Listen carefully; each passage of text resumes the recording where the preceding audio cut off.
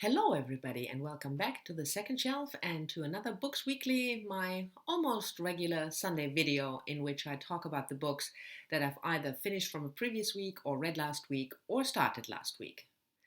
And the first couple of books I want to talk to you about, you might have gathered from the title of the video, Hobbing Along, all about Robin Hobb. Because, I actually finished a series. Not all 16 books of Robin Hobb's series set in the Elderlings realm, but the first trilogy, the Farseer trilogy. So Assassin's Apprentice, Royal Assassin, and Assassin's Quest. And if you're interested, by the way, before I forget, if you consider the series or want to know more about all 16 books, there's a fantastic video made by Sam's over at Sam's Nonsense where she talks about all 16 books, and she really loves Robin Hobb and she knows a lot about it. So if I will leave a link to the video, Sam's video down below, you can check out in which order you should read the books and what the books are about. But I have read the first, the Farseer trilogy.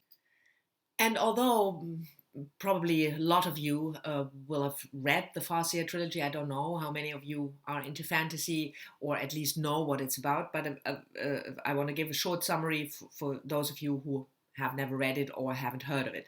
So the Farseer trilogy is set in the Six Duchies. That's the fantasy land we live in.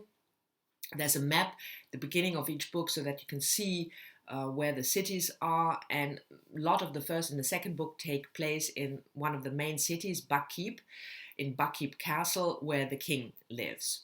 So it's a kingdom, I should say that, probably. The main character in all three books is Fitz Chivalry. He is the illegitimate son of one of the sons of the king, and the trilogy opens in the first book when Fitz is 6 years old and is brought to the castle to live there. So we learn about the life in the Six Duchies, especially in Buckkeep.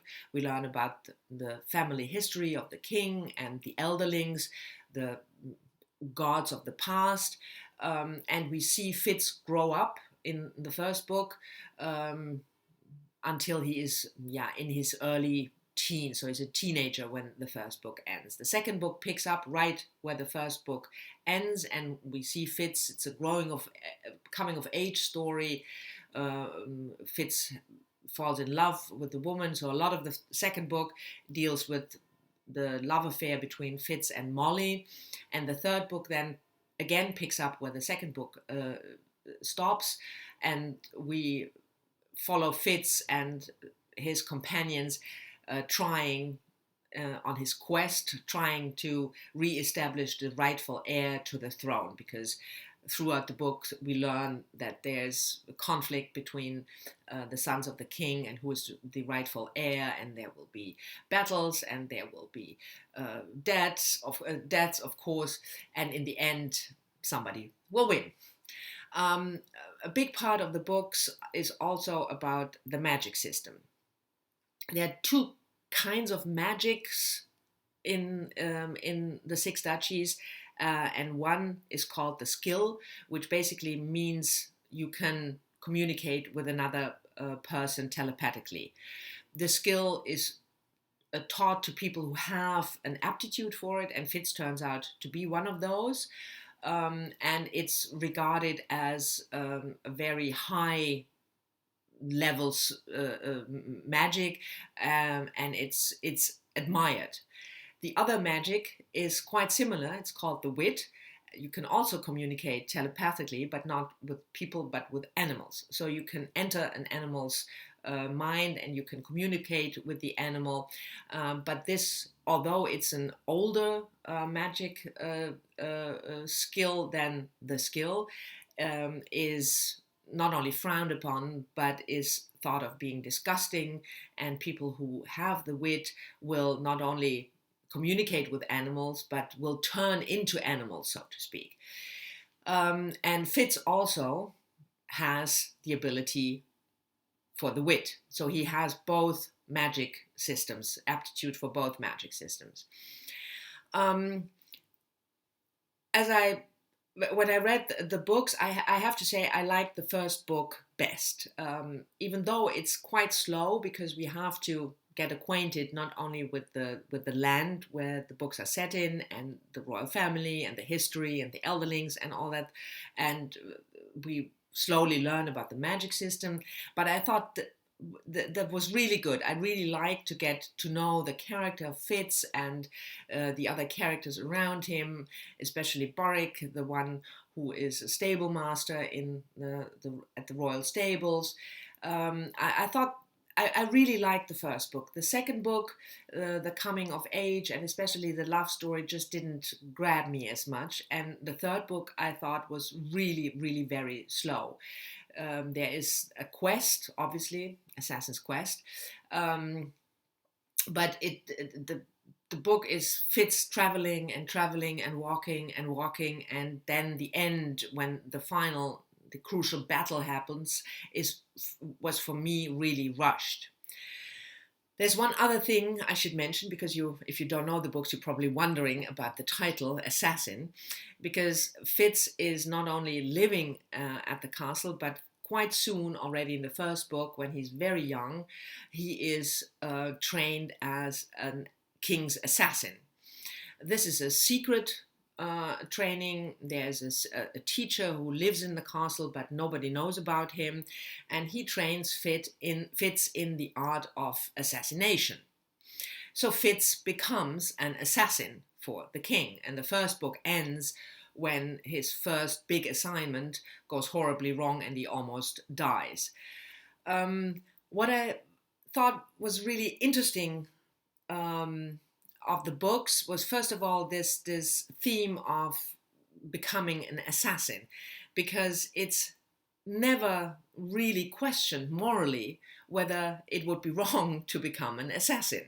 There's only one or two times in the three books where Fitz himself questions it, whether it's right to assassin people. And he asks his teacher whether he ever didn't do an assignment, or whether it's wrong to kill somebody not on the king's request, but just because you feel it's a bad person. And I thought this was interesting, because it touches on the theme of doing what you're told and not questioning whether it's morally right what you are told. And also it touches on the question of an existing moral system which people don't question. So I thought that was an interesting topic to think about. And the other interesting thing was the two magic systems, because, as I said, the skill is admired and is considered a good thing, quote unquote, and the wit, the communication with animals, is not only frowned upon, but is considered bad, evil. Fitz has to hide that he can do that. And that touches on the same issues, that you have two magic systems or two religious beliefs or whatever, and one is considered the good one and the other one is considered the bad one, but it's never actually questioned why that is. I mean, you can have serious moral questions about the skill as well. Why is it considered okay not only to communicate with people, that is one thing, but to impose your will on somebody telepathically? I mean, there are moral issues here as well. And why the wit, the communication with animals, is considered evil is never explained. And I thought that was food for thought, to think about how we deal with these kind of things in our non-fantasy life, when we have two belief systems and one is just regarded as the good one and the other one the evil one. So those were the interesting topics. And I'm not, as you might know if you're following me for any length of time, I'm not a very seasoned fantasy reader. I don't read a lot of fantasy. So I can't really talk sensibly about whether this series compared to other fantasy series is better or worse, or whether it's done good or not. But like I said, my thought, especially of the third book, was that the third book is much too long. It takes forever for the final battle to occur, and when the final conflict comes, the end seems really rushed. All of a sudden, in the last 20 pages, everything is solved. I don't know whether I will continue with the series with the 13 books still to go. But I enjoyed the experience. I enjoyed the world building. I enjoyed especially the wit, because Fitz becomes bonded with animals, especially with the wolf in the second and third book, Night's Eye, and I thought that was really interesting. But I'm not sure whether I will continue with the series. If you read the other books in the series, let me know what you think, whether you think I should continue and whether I should continue chronologically, or whether there are certain trilogies in the series that you would recommend to me more than others. But so yeah, I finished the series and I quite liked it. And then a lot of my reading at the moment is Manbooker longlist. The Manbooker longlist was announced end of July. I made a video about the longlist and my thoughts on prices and how you should judge books on long-listed or short-listed for a price. If you're interested, I will leave a link to this video down below. And now I'm, working my way through. And in the course of last week, I read 4 of the female contestants. No, 3, because one I already read. That was Emily Fridlund, History of Wolves. I read that already a couple of weeks back before it was longlisted. And now I've also read Zadie Smith, Swing Time, which I didn't much like, Ali Smith Autumn, which I thought was brilliant, and another debut, Fiona Mozley, Elmet, which I also thought it was brilliant. But I'm not going to talk about these books extensively here because I decided to make review videos of the books I read by the female authors separately. So you will just have to wait for that. So the only book left to talk about is the book that I've just started a couple of days ago, and that's Jennie Melamed, Gather the Daughters. This is a debut novel, came out just recently, end of July, and Jennie Melamed is a young American writer who, before she started writing, worked as a psychiatric nurse, and she lives in Seattle. And Gather the Daughters is a dystopian novel set on an island where the society is very restricted, especially regarding gender roles. So young girls are taught that they are, growing up to marry and have children. But before they do that, there's one summer when they are allowed to, quote unquote, roam free in the wilderness. And the main character, that's all I know, the main character of the book, during that summer experience sees something she's not supposed to see, and obviously things take off from there. I thought the blurb, the premise sounded interesting. I'm always in for dystopian fiction, and certainly from a debut writer, so I decided to pick that up, and I will, of course, report back. So this was it for another Books Weekly. Thank you very much for watching. I hope you've enjoyed it.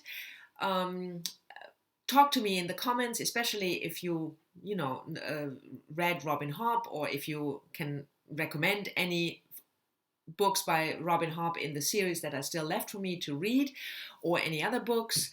Let me know what you're currently reading, and enjoy the rest of your Sunday, and I will talk to you soon in my next video. Bye bye.